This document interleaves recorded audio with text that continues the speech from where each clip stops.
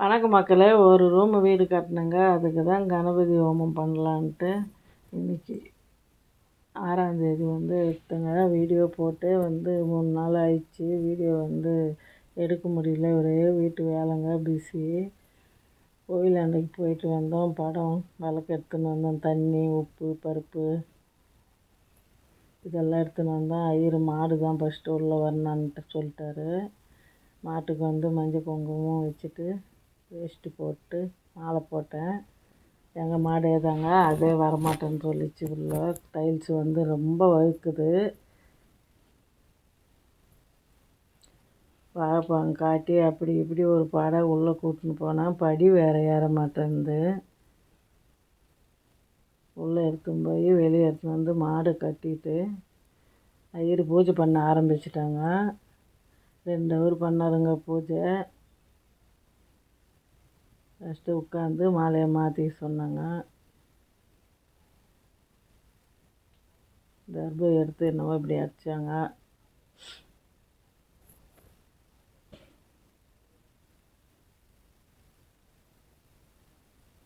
ரொம்ப டயர்டாகிடுச்சிங்க உடம்பு.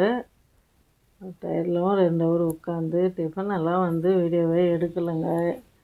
எல்லாருக்குமே உடம்பு டயர்டாகிடுச்சு. 9 கலசம் வச்சாங்க. 9 கலசம், ஒரு லக்ஷ்மி, ஒரு விநாயகர் கலசம். இவர் பூசணிக்காவை அந்த கலசத்து பக்கத்தில் வச்சுட்டாரு. ஓமகுண்டத்தை உட்காந்து கற்பூரம் ஆரத்தி எடுத்தோங்க. ஆரத்தி எடுத்துட்டு அது ரொம்ப நேரம் போச்சு. அது முடிஞ்சது பால் காச ஆரம்பித்தோம்.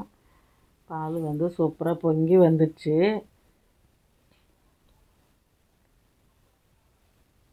அதுலேயே அடுப்பு வச்சு கொஞ்சம் கட்டை எல்லாம் பொடி கட்டை வச்சு பால் சூப்பராக பொங்கி வந்துச்சு.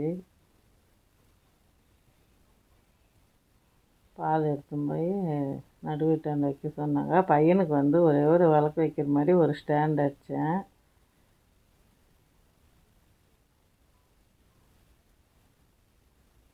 அந்த பால் தாங்க ஐயருக்கு கொடுத்தோம். அவர் அதுதான் குடிச்சிட்டு போனார்.